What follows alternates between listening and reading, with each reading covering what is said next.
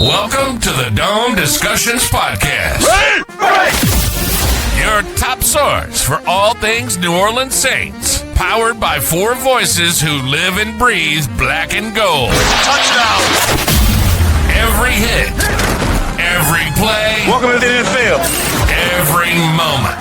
We've got it covered. Let's go! Let's go! Go! What's going on, Who Dat Nation? Appreciate everybody tuning into the Dome Discussions Podcast, part of Be in the Know Network. I'm your host, Kyle Besson, today joined by Nick Jennings, Drew Collins, and Caleb Yacarino. And we are recording this just an hour, maybe an hour and a half after the New Orleans Saints got whooped 44-13 week 3 to the Seattle Seahawks. We'll be so honest with you guys this episode. It's going to be a little less structured, okay? Usually episodes we pick like what we liked about the game. There's no way we could do that. There was I'm not going to say there was no positives from the game, but it's so minuscule when you lose 44-13 that this is kind of just going to be us talking about the game, you know, maybe into the future of the Saints, because this was not good. With that being said, I'm over just some of the things that stood out to me, and the first thing that comes to my mind is Chris Olave now has 39 targets this season, and he has 165 yards off of that. That is one of your superstar players in this offense, somebody that you're going to be looking to extend at the end of this year.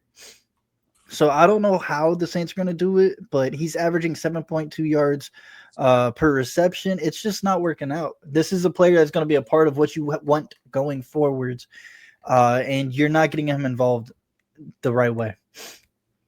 Yeah, and look, they have him on their agenda. They have him at 10-plus targets each game. The problem is they're just not on the same page, and that can't be the case, especially like you said, when he's supposed to be the focal point of the receiving corps. It's just that can't happen. We saw Spencer Rattler have a couple throws that were just off the mark today. Those are things that you expect to clean up, and if they don't, then maybe we do eventually see that quarterback change. I'm in complete agreement. Even if they get cleaned up, honestly, if your team is going to lose like this, I want to see a quarterback change. I still believe that Spencer Rattler, there's something there. Yeah. Like there's no way you can look at these three games and first thing blame Rattler for any of the losses. I would not put any blame on Rattler for any of these losses. There's no way. There's some accuracy issues, obviously. There's some things that contribute to the loss, but they're not the main reason. I mean, I think we all agreed first game, play calling was very passive. It was just a weird game plan. And I think that's why and they were one play away still, but I think that's why they didn't win that game. Second game, the defense was the main reason. This game, everything. Like there's truly nothing that went correct. I mean, you got the penalties back up, pre-snap and everything. The running game was decent, fine. It wasn't crazy. The defense struggled, but did fine when they were on the field in decent field position, but then they would give up like a 50-yard play and your number one corner, Kool-Aid McKinstry, got beat over the top multiple times, which is terrible. And the defensive line got zero pass rush in any way, shape, or form. It was, I mean, I think me and Kyle were talking about it, that they rank last in pass rush percentage or pressure rate this season. But the sack numbers are great, but this is the game that kind of exposes that, where those sacks are cleanup sacks. And this defensive line is not good enough. And then the special teams. The special teams was god-awful because you got, I mean, the punt block, the punt return for a touchdown, which was horrible, the missed field goal, which didn't help, another great kick return, and then also the coaching wasn't good. I mean, everything was bad, and we're going to talk about more of it in depth. Yeah, I mean, this is just an abysmal performance every way around, every way you look at it. But for Rattler, yeah, he hasn't played bad, but he's going to be the scapegoat for all conversations with what's happening with the team. He's not playing out of his mind to keep the team in games, and that's going to catch up. That's going to make people mad. It's going to get fans talking. And I do think a quarterback change might not be good. Shough might perform worse than Rattler, but it would at least energize the fan base. It energized the team. It would give them something to hopefully try to spark something, because they can't keep going this way for the rest of the season. Yeah, and I'm in full agreement on you guys. I think Spencer Rattler has played all right, played well, but there's been a lot of opportunities, honestly, where you can mark where he's missed a play that he easily should have hit. You know, the Olave touchdown last week where he put it a little bit behind Olave. I know a lot of people said Olave should have brought that in. I thought it was, coming out of break, it was too tough for Olave to get. Multiple things like that, and he's got to clean up, and then he ball in harm's way quite a bit this week as well. He's only got the one interception, which actually went in the Saints' favor because it came in fourth down and it was really basically an arm punt. But I do think he has to play better than what he's played this week. But, I mean, you were down 21-0 before you can blink. That's just going to happen when you're a young quarterback. I mean, I think as soon as that 21-0 happens, probably everyone could have assumed Spencer Rattler is not going to be able to come back from this, not because he's not talented enough or anything, he's just not experienced enough. The last time I could think of any Saints game that went like this, I know a lot of people said they can't remember a time where the Saints were down this early. It was Saints versus Lions. I think it was 2023. It was terrible. It practically the same thing. Lions took a early lead from pick six. It was 21-0 in the first quarter. The Saints were able to fight back in that game. And don't get me wrong, I like Spencer Rattler, but at the time the Saints had Derek Carr back at quarterback. That's an experienced veteran quarterback, and that's someone who can maybe get you back in these games. Spencer Rattler is not going to be able to do that. If you go down and take big deficits early, Spencer Rattler, at least right now, won't be able to fight you back in those games. And honestly, I don't know if Kellen Moore would be as well. I mean, a young coach, we've seen the issues. You're down twice before halftime. You're down by nearly 30, and you choose to first go to a 52-yard field goal to Blake Grupe, who we can talk about later, who we all know has been very disappointing this season. It was a questionable decision before Blake Grupe's foot touched the ball, and it was even more questionable decision after he missed the field goal. So you remain down 30, and then right before halftime, your offense drives. They get into the 5-yard line. Yes, there's only 2 seconds left before halftime. You're down 30, making the score, I believe, 38-6 is not going to be a game changer. Now, making it 38-10 is probably not the game changer either, but let's build some confidence in these guys. Instead, you just threw Blake Grupe out there to kick a 23-yard chip shot after your offense earned the chance to take a shot. I think Kellen Moore is going to learn from these, and I hope he learns from these is really because week 1, it was an issue before halftime, and now week 3, we've gotten 3 instances of why is this the decision, and it hasn't worked out for the Saints at all. Yeah, I want to definitely keep going with the Kellen Moore conversation because I feel like in these past the first 2 games, I was kind of the Kellen Moore truther. I was kind of like, guys, but his play calling was good because it was good. And the mistakes weren't horrible where I was like, oh, they can't be fixed or they're just so he's going to learn from them. This game was bad. This game was one of those games because, again, I've been saying you can't call for a coach this early in his job. You can't call for his job. That's crazy. But being realistic, I'm not saying fire him next week, but it's going to be bad if none of these problems get fixed by the end of the season. That's when I'm like, okay, you could fire him. Because one of the things, I wrote an article when Kellen Moore was hired because I knew Kellen Moore was going to struggle at the beginning. If I could call something, I knew Kellen Moore was going to struggle at the beginning. And I knew that Saints fans were not going to be patient about it. But the one thing I called for, I was like, just like a rookie quarterback, a rookie head coach needs to grow and they will make mistakes to begin. The key word there is growth. You need to see growth throughout the season to feel good about next year. Spencer Rattler last year, in all of the terrible situation that he was through, we still saw some growth throughout the season. That was something to kind of feel a little not comfortable, but have something in the back of your mind for next season. If there's no growth from Kellen Moore, the flags are an issue. There's more blowout losses, and I don't care about the close losses. There's more blowout losses, and the random kicking for field goals when you're down by 28. What are you doing? I don't know if what switched in Kellen Moore's mind where you go for 4th twice on the first 2 drives. I don't know if he heard critics say that he was being too tame or something, because that's what it felt like. It felt almost out of character to go for go on 4th down twice at the beginning of the game. And they also the first drive, I was like, okay, I appreciate that. I was like, I actually kind of like that. That's fine. It kind of feels like Dan Campbell. This is great. The second drive, I was like, what are you doing? Why are you going for it? And thank God there was a false start and they had to punt it. Thank God. You would No. think so. Go. But it's like, oh yeah.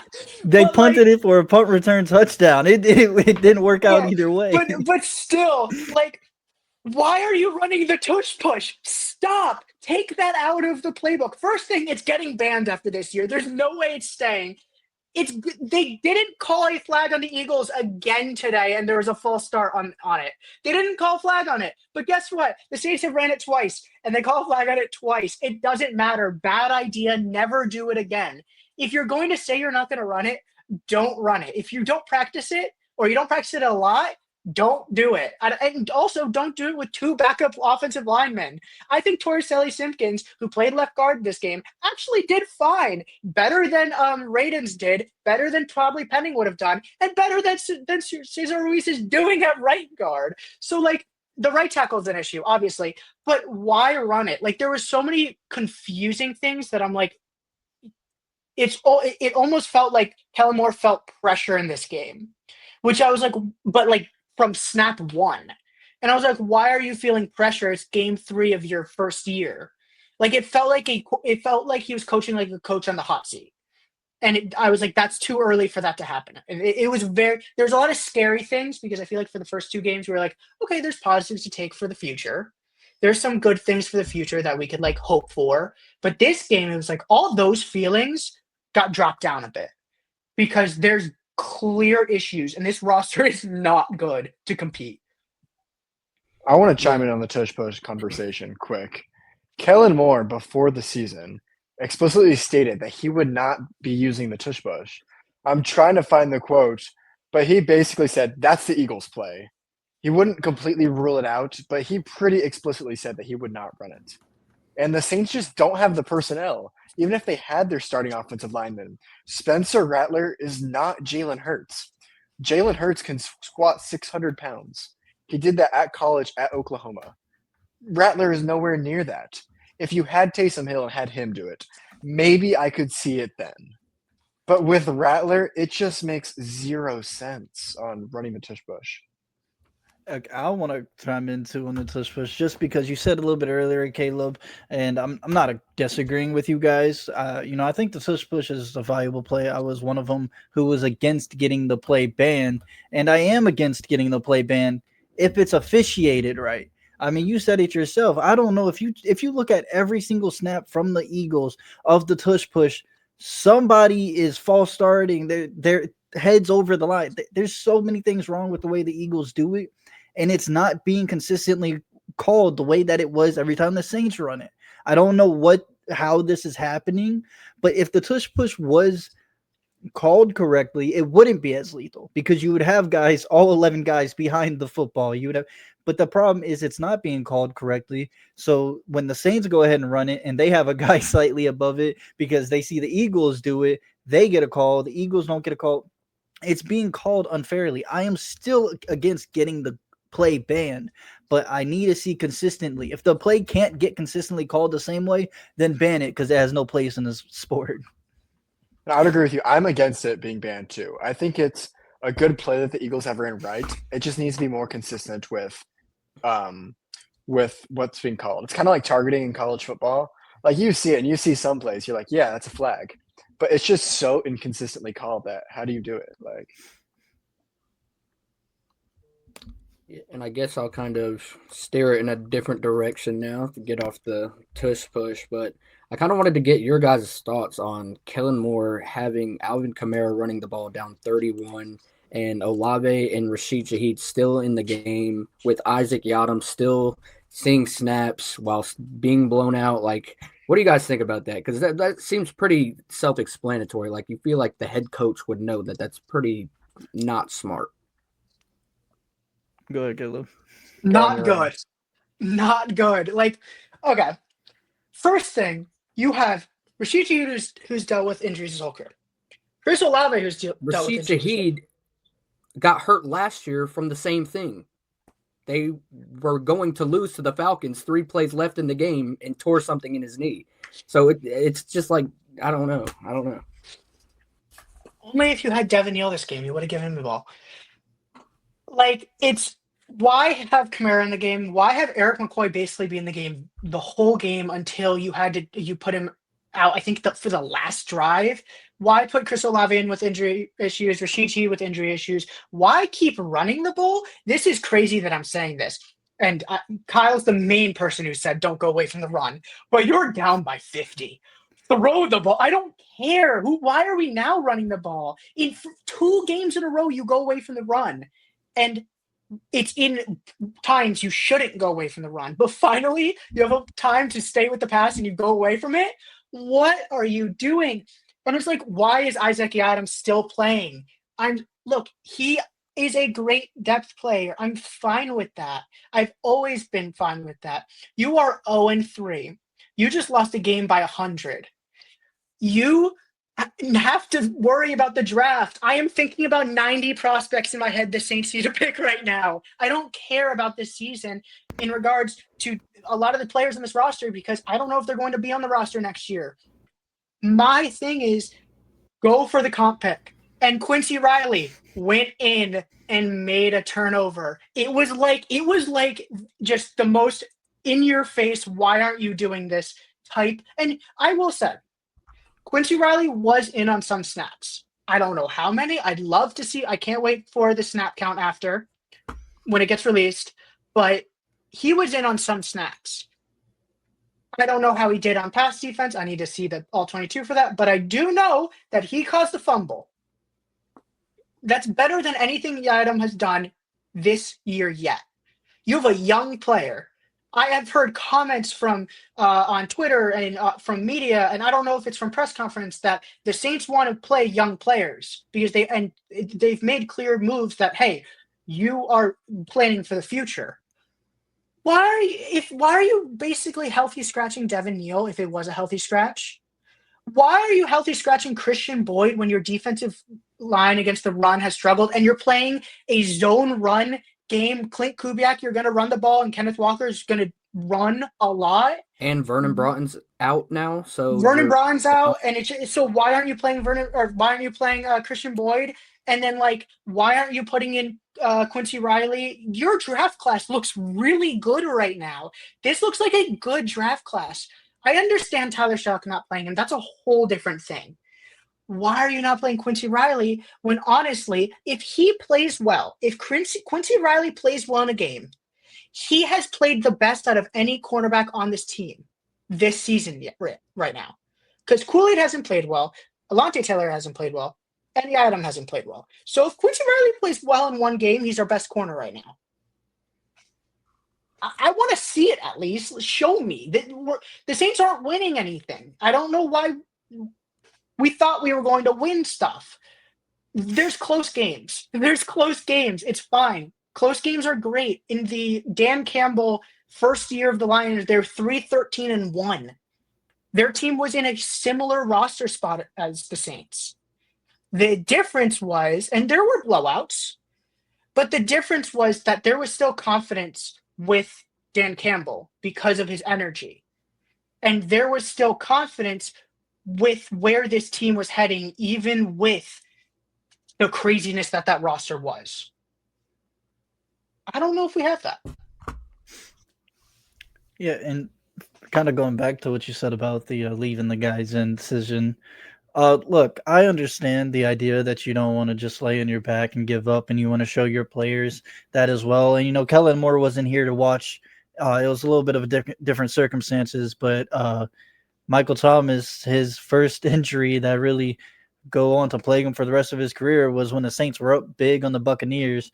And, kind of like you said, I believe it was the last drive of the game where somebody rolled up on his ankle. And ever since then, Michael Thomas wasn't the same again. That's kind of the same thing where you do worry about these injuries, but I understand the idea. If you don't want to show these guys that you give up, that you don't have the confidence in them anymore.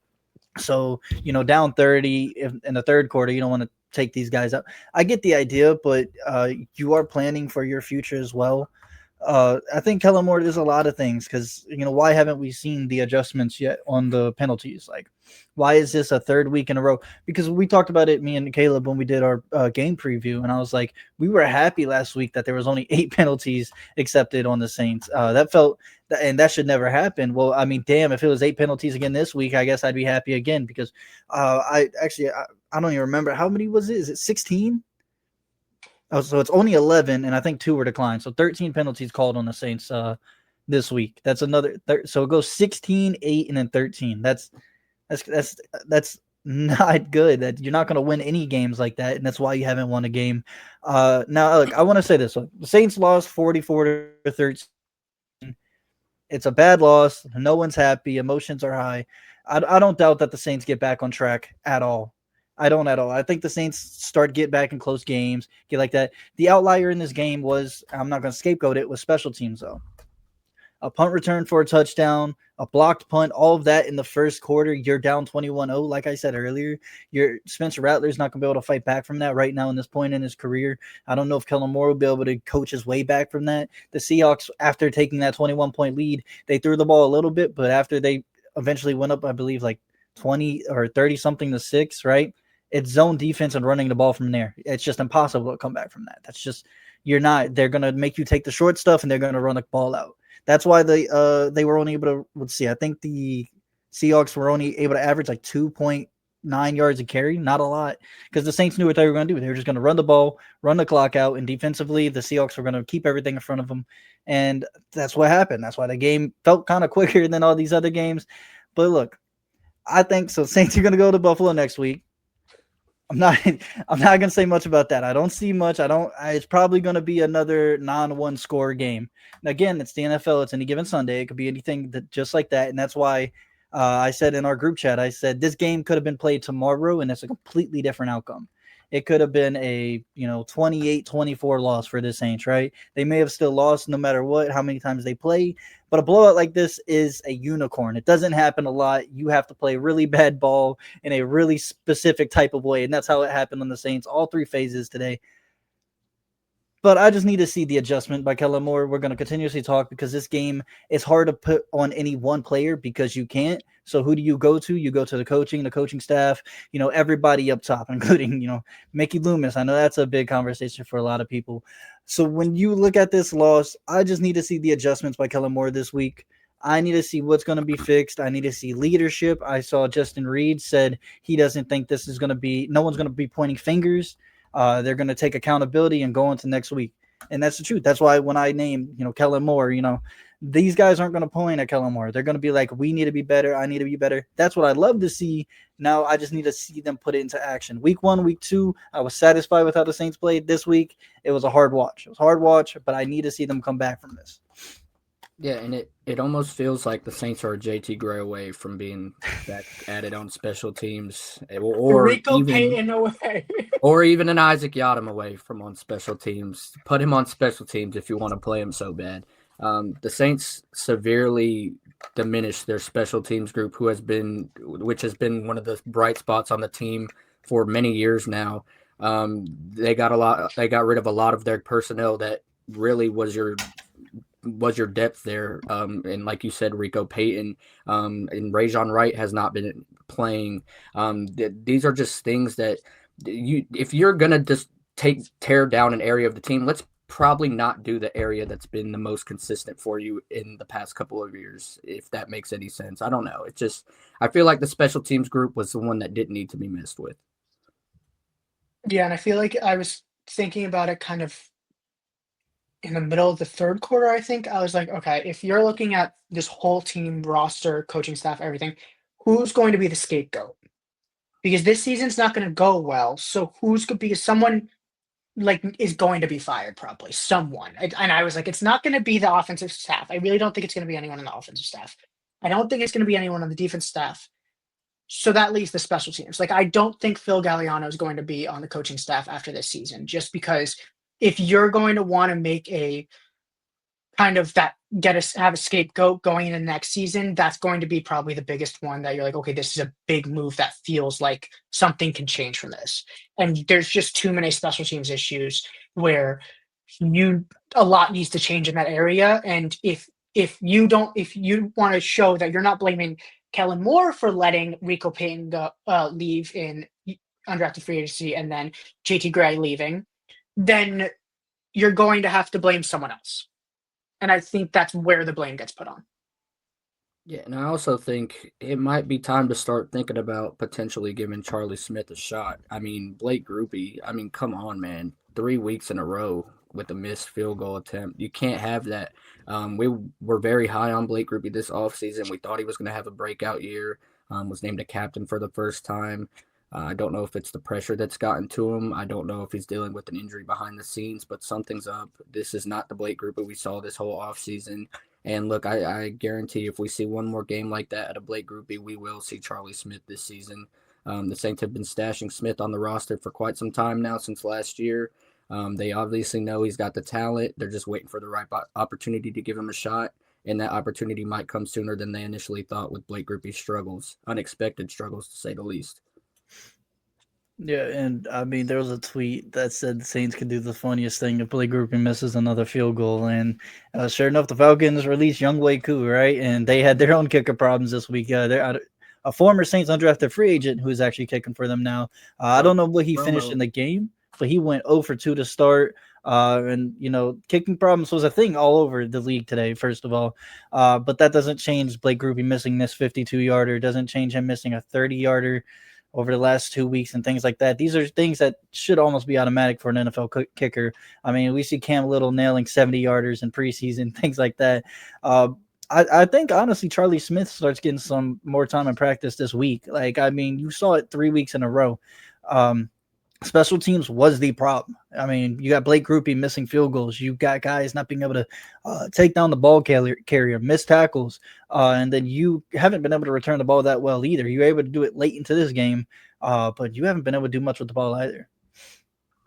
Yeah, and on both those kicks, by the way, Blake Grupe should have not been kicking those field goals. That's the funny part. It should have been going for a touchdown or on fourth. It wasn't 4th and 11.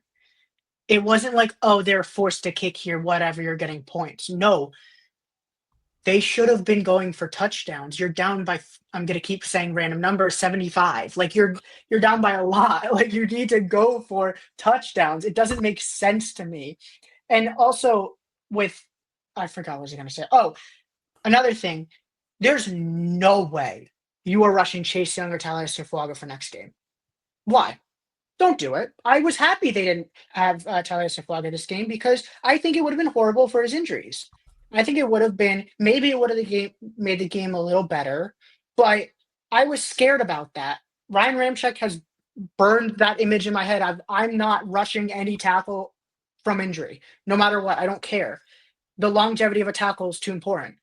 So I'm not rushing him. And if Chase Young's on this team for 2 more years, I'm going to have Chase Young next to Ruben Bain on the other side with the number 1 pick in the draft and have a dominant defensive line that gets 6 sacks every game.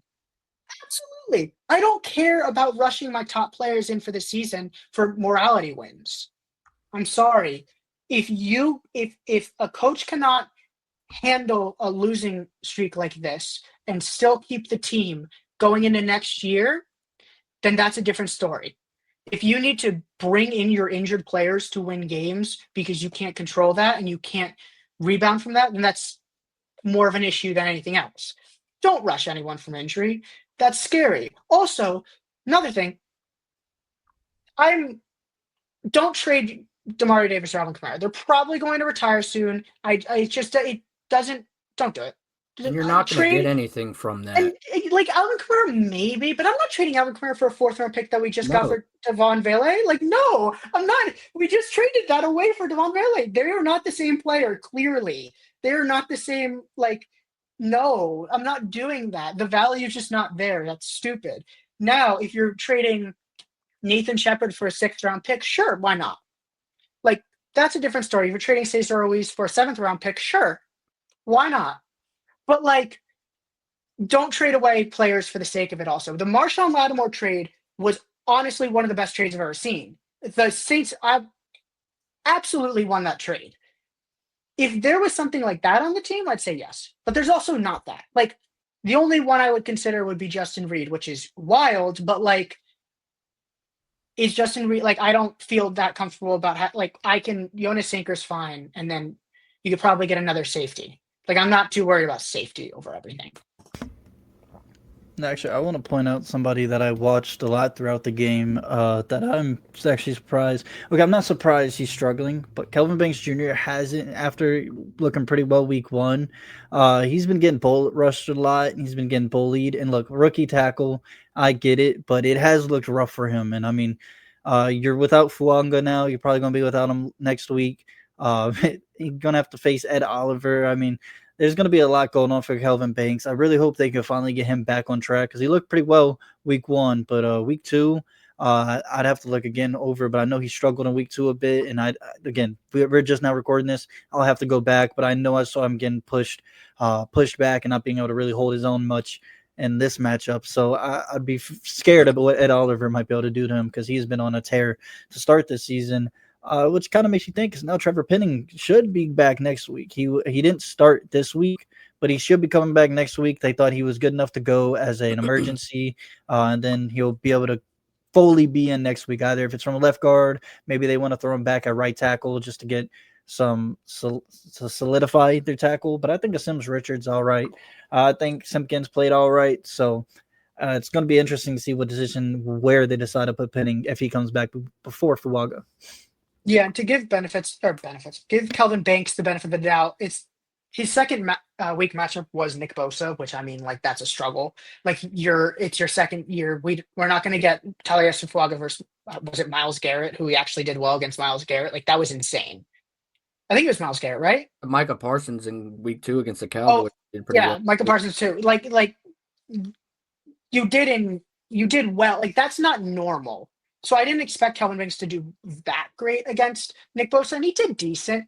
This week was bad. Like you put it up to this week. It was a miscommunication. He was holding, he was false starting. Like it was not a good week, and you're gonna have weeks like that. You're a rookie tackle. That's fine. I feel comfortable about them. But on the Penning point, yeah, I'm not starting him.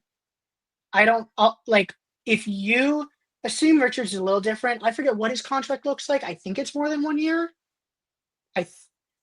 I'm not sure about that, but I think it's more than 1 year. And Torrey Simpkins is more than 1 year, I'm pretty sure. So, or you could re-sign him on a cheap deal. I care about their futures more than Trevor Penning's future, who's probably leaving at free agency.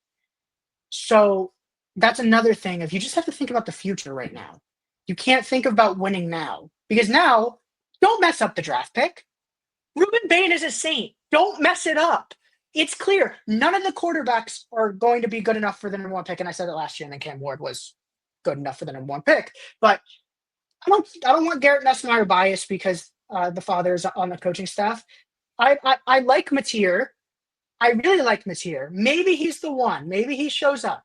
But Ruben Bain, if you do not know about Ruben Bain, he is the most dominant edge rusher in college football.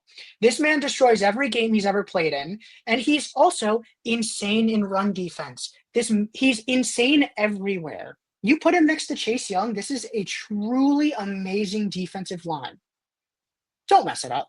Don't be the Texans. I think the Texans won the last game of the season and messed up their pick. Don't mess it up. Just get the number one pick in the draft and draft an all-pro player. You need talent on this roster.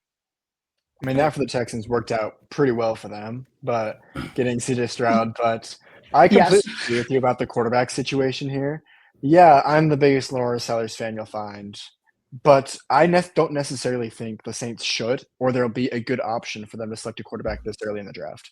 Maybe Indiana's Fernando Mendoza if he keeps climbing up rankings, but Aiden Childs possibly. But there's really not that one quarterback that you fall in love with first overall. So I do think a Ruben Bain would be an excellent pick first overall or something like that.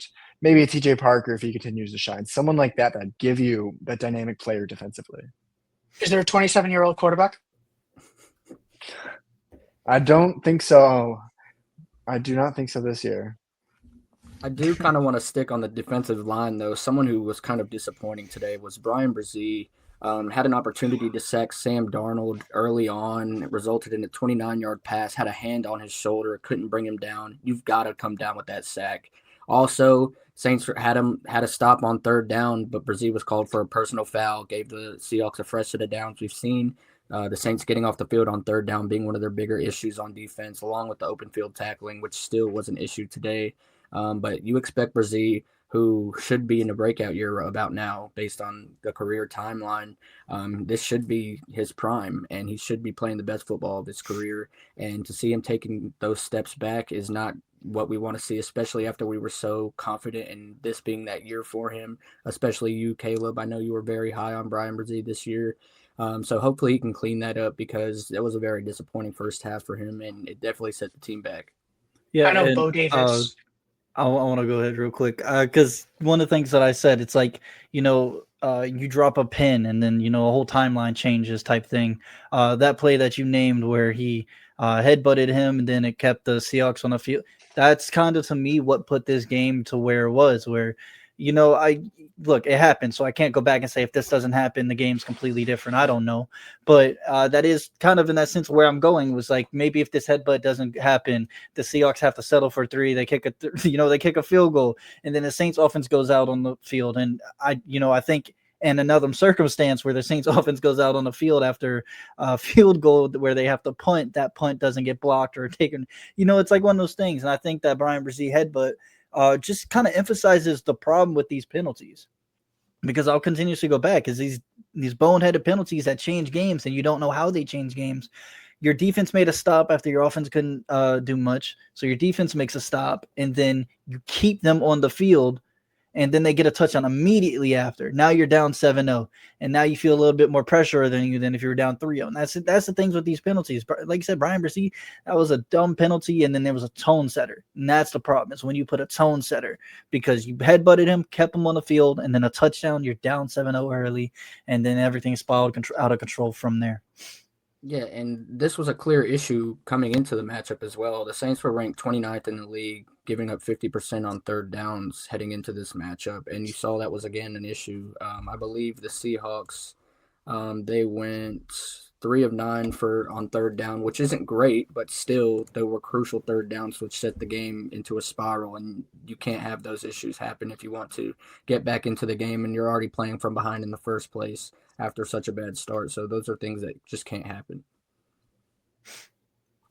Well, I mean, look, I think that's about all we can say for this I game. got one more thing. Okay, well, you could go ahead. I'll let Drew before we head out. Yeah.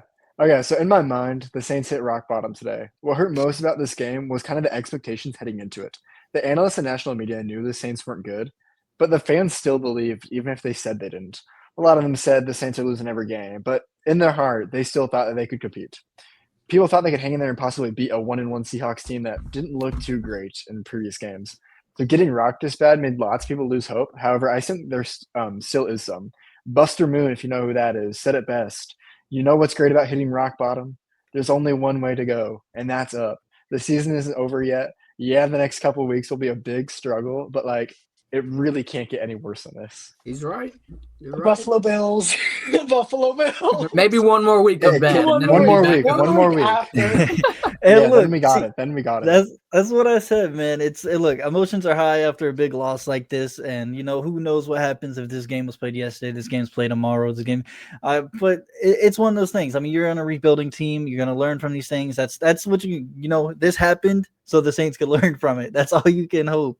Actually, before we do head out, I do want to say one thing. I wrote a little piece on this because in the fourth quarter, down 30, man, applaud to Demario Davis, because you need a leader on your team, especially a rebuilding team like this.